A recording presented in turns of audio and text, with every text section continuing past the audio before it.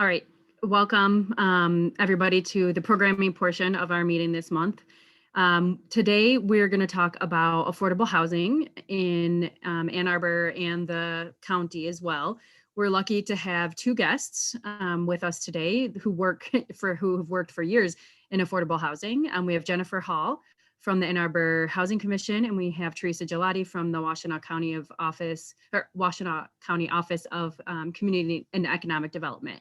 And I will let the two of you further introduce yourselves. I know, Jennifer, you have a presentation to walk us through, and then we'll take questions from folks in the audience, and we can take questions from the chat box. I'll say them out loud so that they get on the record here. But thank you both for helping us as a local party to learn more about the issue about affordable housing in our community. And this is a topic that was often mentioned among our members as something that they're interested in learning more about this year between election cycles. So please go ahead and get started, Jennifer, with your presentation, and we can take questions if that's okay. Thank you for having me. Teresa and I often tag team on various presentations, so we're used to working together. If anybody has any questions as I'm going along, please feel free to stop me. Some of you may have seen some of these slides before, so I apologize. Is this now on your screen? Yes. Okay, great. Yep, perfect. As you all know, the millage passed in November. I think the thing to note is how high the approval was, and that it wasn't something that just suddenly happened because a few people got together and wanted to put something on the ballot. This is after many years, decades of discussion about having affordable housing millage, and finally just having the bravery to say, look, this is the time to do it. Let's get it on the ballot. COVID hit, let's do it anyway. So it's pretty amazing that it actually passed. So thank you, anybody who worked on the millage and or voted for it. Appreciate it. Just a reminder of what the ballot language was. It's 1 mil for 20 years for individuals and families making up to 60% of the area median income. It's going to generate about $6.5 million the first year, and then moving forward. The ballot language, since you guys are all on the Dems, and you probably know that the language on the ballot has a certain number of characters. So there was some additional language that was added to the charter, which basically said that the funds could also be spent on social services, not to exceed 20% of the millage revenue. And it would be for the residents of the housing that the millage funds were used for on the capital side, as well as an additional item was that the funds could not be used on a property that was in the floodway or the floodplain. So what is 60% of median income or less? Ann Arbor, Washtenaw County is one primary statistical area, and the incomes, don't probably need to tell you, are very high in our area, the average. So the average family income is $101,000 in 2020. And in comparison, the state is, can't see because it's blocked by everybody's faces, 71,000. The way this chart works, and you may have seen this before, is this is a HUD chart, and it's basically a formula. So the only quote real number statistically is the 100% of median income, and HUD sticks that in the family of 4 category, and every other block you see, every other data point in here is just a formula. And so everything's a percent of 101,500. That's why I circled one person at 80% is roughly the same as three person at 60%, which is roughly the same as 5 person at 50%, because it's literally a formula. But for purposes of the millage and all the different types of funding that Teresa and I work with, especially with HUD and IRS, 60% of AMI is that darker blue line that you see. So 42 to $60,000, $70,000. And it's all dependent on the family size, and it is inclusive of utilities. And if it's a home ownership situation, it's inclusive of your taxes and your insurance as well. So this isn't just rental, it could be any kind of, could be a co-op, any kind of situation of your housing. How do you translate that into the housing costs? Again, same data, but you take 30% of your income. If you're paying more than 30% of your income, you're considered to be housing cost burdened. But that doesn't mean that that is a fixed amount. It's just an aspiration that, let's try to get people paying 30% of their income or less on their housing costs. And so if we had a apartment that was set aside for a 60% AMI household, let's say it was a 1-bedroom, we wouldn't necessarily set the rent at $1,067 because it would only be actually affordable to somebody making exactly 60% of AMI. We'd probably set it lower than that. So we have like a wider range of people that it's affordable to, but it doesn't prevent somebody from moving in who makes a lower income and ends up paying more than 30% of their income on rent. The only way you can really guarantee that somebody's only paying 30% of their income on rent is if they have an actual rent subsidy. And so that's like a Section 8 voucher, for example.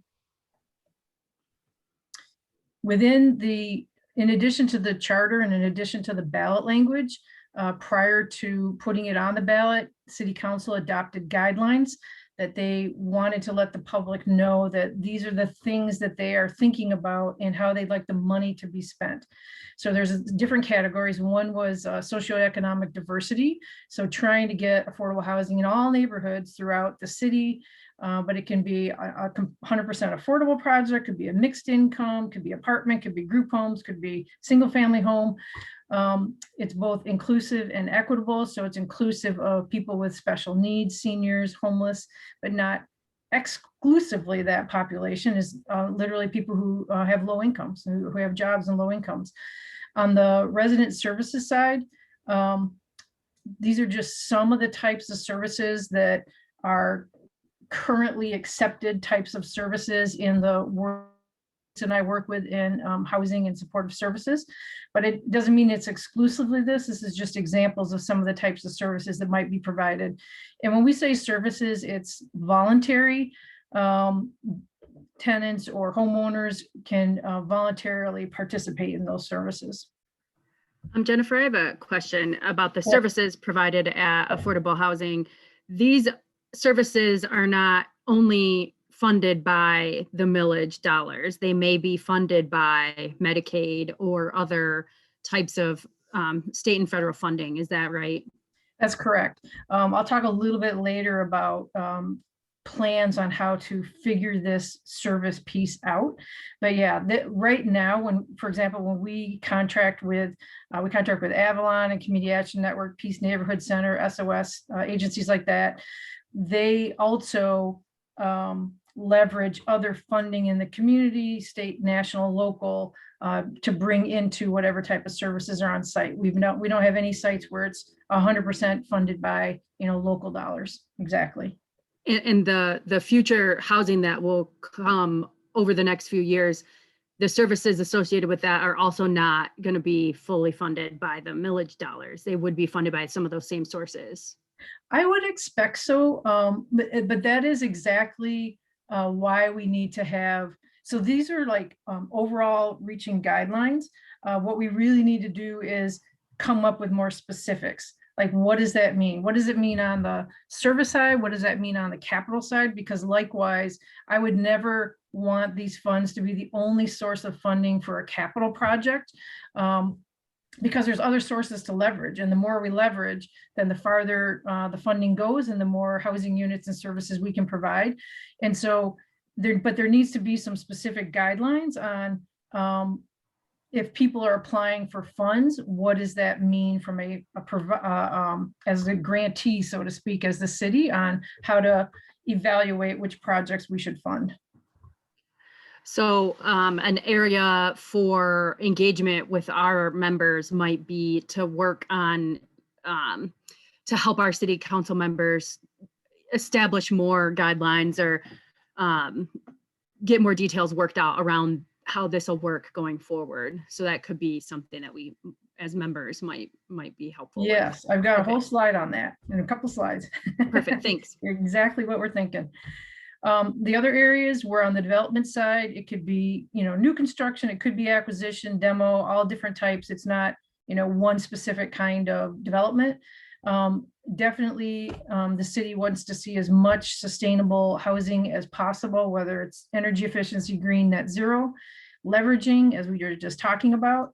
And, and also very important is the long-term permanent affordability of whatever projects are funded. We don't want to have funding go to a project that in 15 years goes market rate. So having whatever it is, deed restrictions, or whether it's publicly owned, or the Ann Arbor Housing Commission as a government entity, mission-driven nonprofits, anything that will help keep it permanently affordable.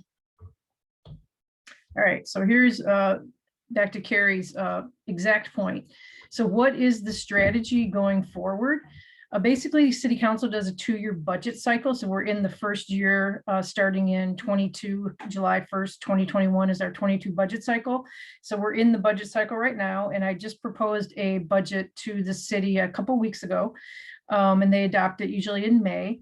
So what I'm proposing is, when we look at the millage funds, that we look at what projects are in the pipeline that we know are happening with the Housing Commission, particularly ones around city-owned properties that we already have a development plan in place to see where they're at in their funding cycle of need for capital or services, but also to build in some flexibility so that a project that comes for sale, that's an existing acquisition, maybe a multifamily site comes for sale in the middle of a budget cycle. We want to be able to have some funds set aside to allow us to quickly take advantage of that opportunity, because that is very challenging. That is the reason we're looking at city-owned properties right now for development, because we cannot compete with the private sector to quickly acquire properties, pull together capital, compete with the private sector. So this is a great way to do that. And then the third bullet point is develop an application. If it's not a Housing Commission project, it's some other entity in the community, then let's come up with some guidelines. We will be working with the Housing and Human Service Advisory Board, but absolutely it's a community discussion about what those guidelines should be. We want to make sure there's qualified developers, they're feasible, they're leveraging, we're not over subsidizing, we want them to be successful. How do we develop guidelines around services, what the outcomes are? So those are all the things that we need to talk about. And I think that will take easily 8 months to a year to have that discussion before we, bring something back to City Council to adopt, for guidelines. Then once we do have the guidelines, if there's funding available that's not already set aside for Housing Commission or other projects, then we could issue an RFP and then have those guidelines in place. One thing to note is unless it's an acquisition project, if it's a new construction project like the city-owned properties we're working on, the capital funding request comes first. As you're putting your financing together for the development, then you have your construction, and you don't actually need the services until, of course, you have people living there. And so we always need to keep in mind a future service request and setting aside money for projects that have a future service request, but it doesn't mean you have to reserve it, in fiscal year 22, so it can't be used for capital if you don't actually need it till fiscal year 25. So that's just going to be an administrative challenge on tracking that.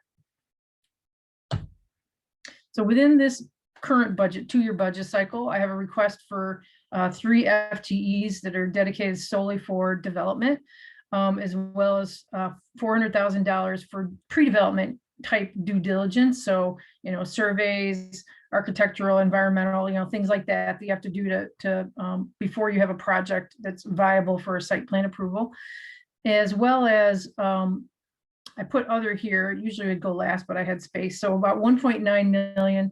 I originally had an acquisition project in here, but it has, we've already lost it to another offer. But since I had put that in the budget, we had a major fire at Miller Manor, which led to a discussion with administration about utilizing some of the funds to put fire suppression in common areas and apartments at our Miller, Baker, and Lurie Terrace. So yesterday we finally closed and acquired Lurie Terrace, if people weren't aware. So it's now permanently senior housing below market rate, none of which have fire suppression other than on like the first floor and in their equipment rooms. For specific projects that were included in the budget, we went through a long process of doing community engagement for the former Y lot. So this is a view looking from the parking structure towards the library, currently vacant, and then the Blake Transit on the left. As you can see, there's 2 buses parked right here next to this lot. And there's often buses parked on 5th Avenue as well, the Flyer and other buses. So any kind of building that is built here, and as a reminder, there's also a bike path right here on William. So any building that is built here is going to have a significant impact on how the transit system works in the downtown in a very tight and cramped space. So we're working very closely with the DDA and the Transit Authority to figure out how to design a building that takes into account foot traffic, transit, bike lanes, the parking deck. It is challenging, like every site has its challenges. That's the challenge for this site. So the community engagement design that we came out of that discussion with, that you can see here, it's about 400 plus apartments in 2 phases, mixture of affordable and market rate. And we have about $5 million tagged in the next 2-year budget cycle for this property. However, for those of you who participated, you may remember that down here in the bottom center, you can see a big square. That's actually a alleyway. And this box to the right is the Blake Transit Center. So originally we designed it so that we could have a bus alleyway going under the building to allow for the buses that are going to be lost to the street to have another place to park on the other side of Blake. And what we found out after the community engagement process was that the 30-foot wide alley that we designed, we were intending on sharing it with the Blake Transit Center buses for our like garbage pickup and city or building services, you know, and they're like, no, you cannot do that. That's a major concern on safety. And so we had to redesign the building. We have not brought it back to City Council yet, but we had to redesign the building. I'll show you in the next screen what we're looking at now. Simultaneously, we're working with the DDA who's doing their streetscape design. And this is just an example of one of the designs they had out into the public to provide comment on, to rethink the way the transit and on 4th looks like, so it's safer and still has capacity. So the design we have now looks more like this. Basically, we needed a separate alley for our building services from where the buses would be. And so that completely changed the structure of the building, and we had to push it closer to William Street. So we're still working out the design, but that's kind of where we're at now to try to make sure we both work with the transit and what we want to happen at the building. Is there any questions about that so far? Yeah, there is a question, and there's a couple questions in the chat. One person is asking about this particular Y lot.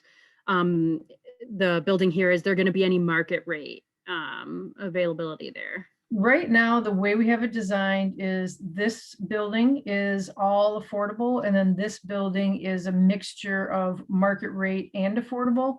The way to leverage the most funding is through low-income housing tax credits, what's called a 9% competitive deal.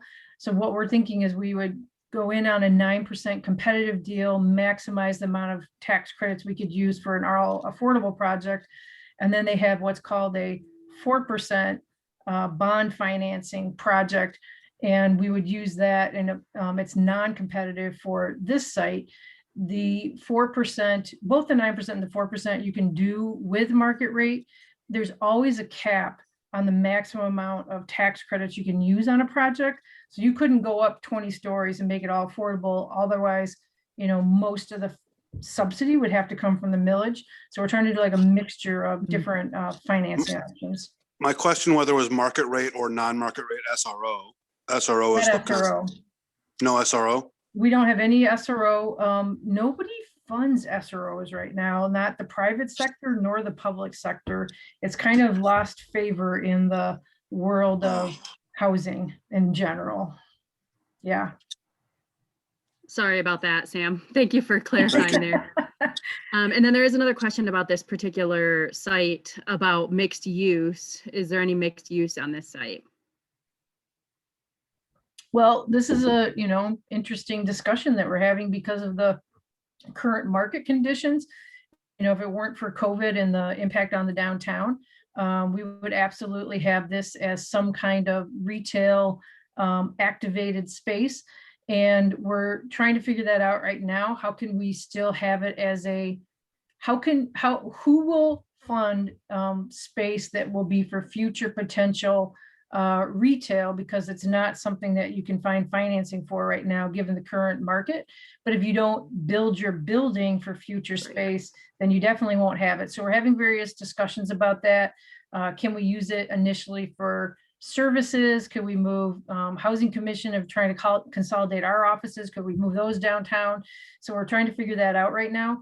It definitely will have something there. We don't know what it's going to look like till we start looking at the financing and how the market has changed by the time this happens.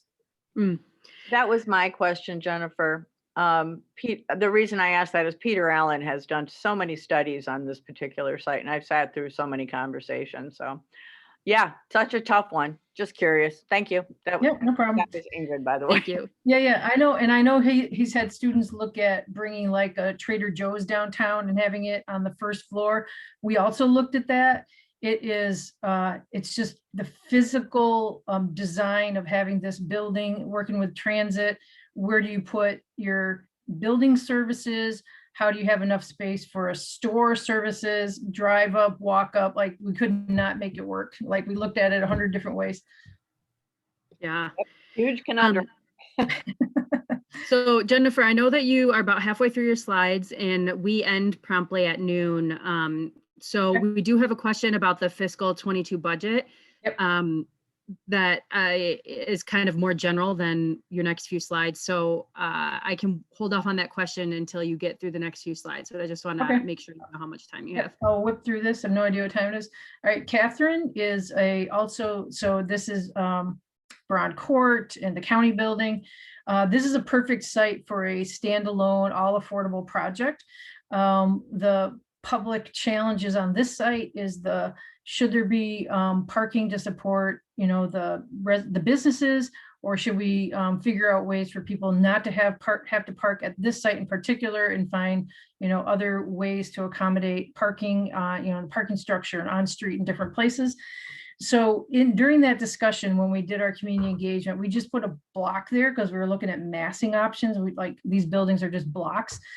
We weren't really looking at design, like we haven't got to that point.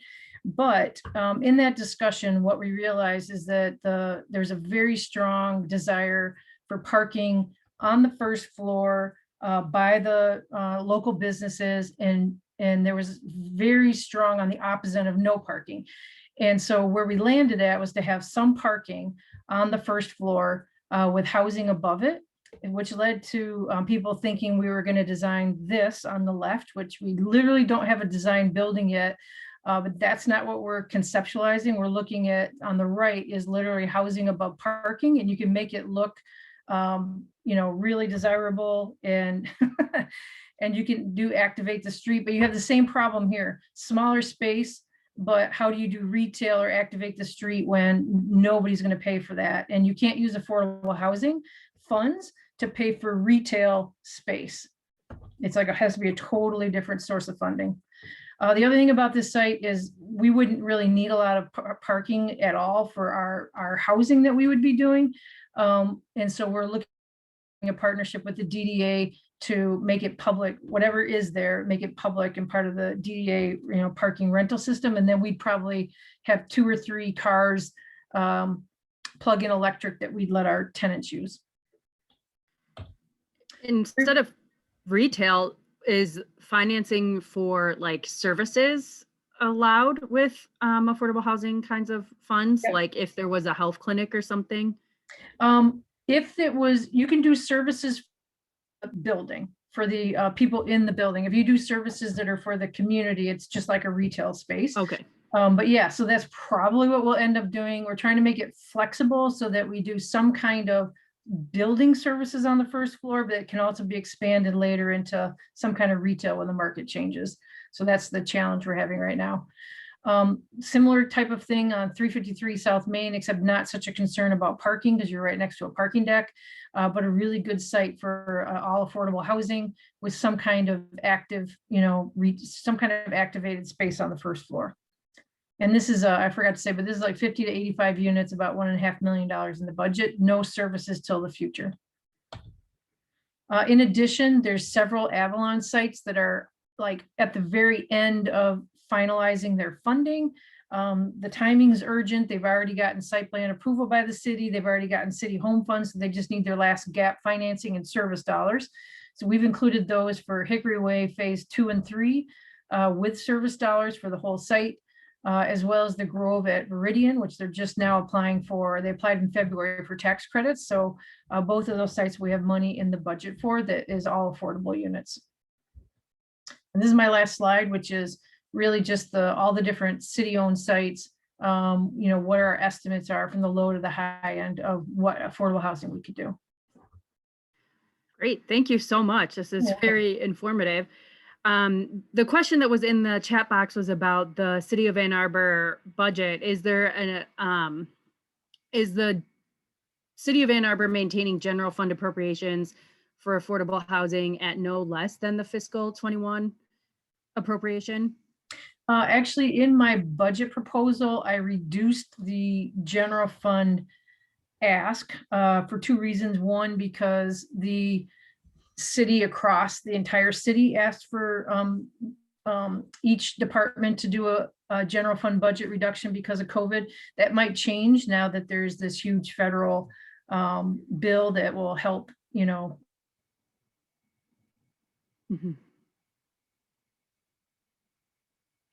Uh-oh. I might finish that sentence. There's right now there's about 11 million that would go straight to the city of Ann Arbor from that bill. And so that might help with some of the proposed deficits. The city was actually projecting a 5% cut across the board. And now this might provide some relief. It literally just got signed this week. We were all very excited to see that the Biden bill got approved. And we're hoping to get some more of those details in the next couple of weeks. Great. Thank you. Thanks for stepping in, Teresa. Please, Glenn. If the city does reduce its general fund spending on affordable housing, then in effect, part of the millage revenue, which people thought they were voting for affordable housing, is actually going towards general city services. Would you agree that's an accurate statement? So I will say that this current city council is still very supportive of that millage rebate of the 40-40-20, 40% to affordable housing, 40% to sustainability, and the 20% to pedestrian improvements. I think that's been really clarified. I think, Glenn, it's really going to depend on what this influx of money from the Biden bill and the timing of that, how that plays out. So I think we're going to really, in the next month or so, we're going to know a lot more, probably next week's actually. So I couldn't say for sure sort of how this is going to play out, but I appreciate that you're watching it and keeping track of how those funds are going to be spent. Like I said, there was this concern about a 5% cut across the board. And I know that very quickly people are going to be sort of trying to address how to possibly, not do that at all and sort of get back to at least current funding levels, and then what that additional funds that are coming in, how they're going to be utilized. Mm-hmm. Sorry, it's a little vague, but there's a lot happening all at once right now. I would just add one comment. In the resolution supporting the housing millage or putting it on the ballot, there is an explicit commitment to maintain general fund support, so that I would be, as one who's very feel strongly about affordable housing, I'm not sure I would voluntarily give up that money, but I think we might be able to keep it, and that we need the affordable housing. Thank you. Thanks, Teresa. Sorry about that. Welcome back, no problem. So Teresa, is there anything else you'd like to add from the county perspective? You know, we were just talking a lot about within the city of Ann Arbor. Is there other information you'd like to add from the county perspective? Sure.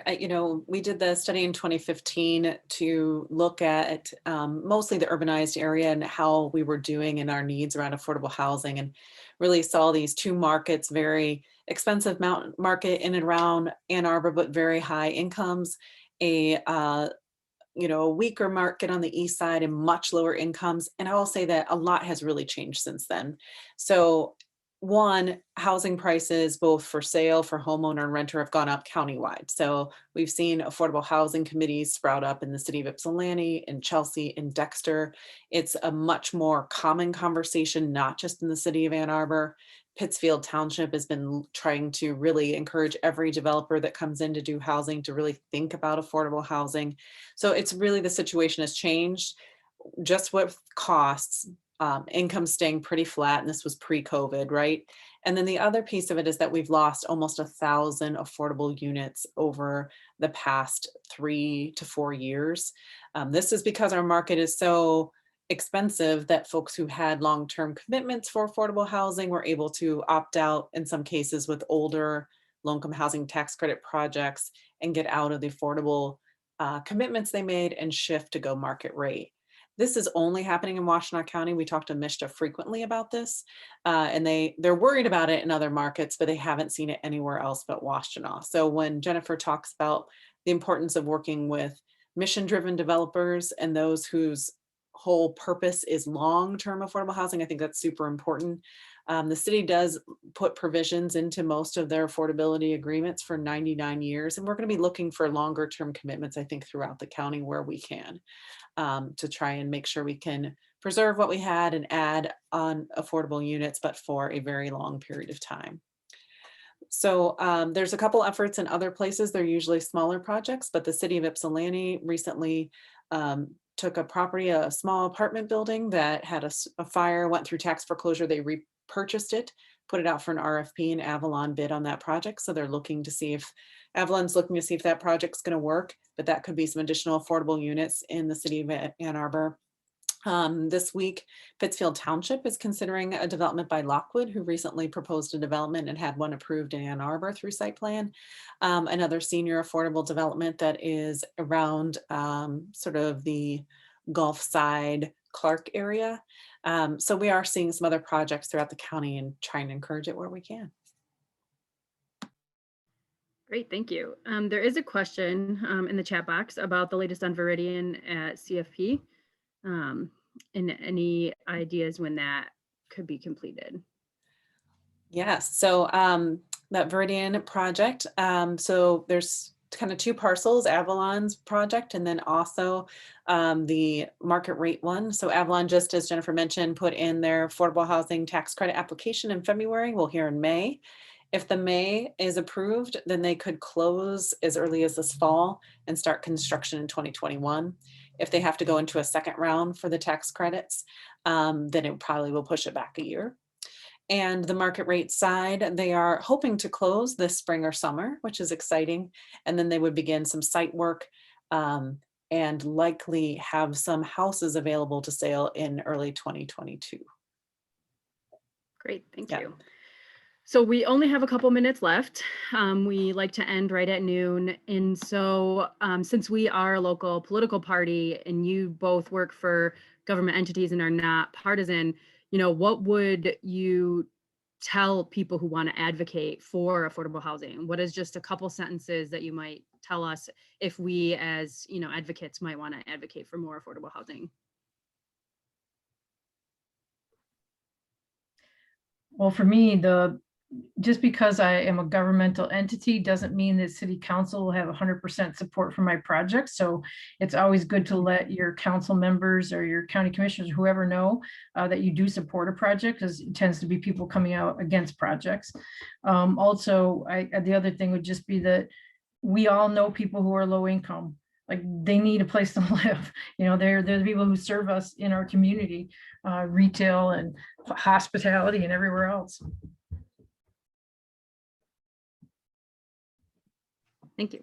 Yeah, and I just concur, like every time there's a vote, it seems like everyone supports the idea of affordable housing, but then it gets very localized to, is it right for this neighborhood or in this location?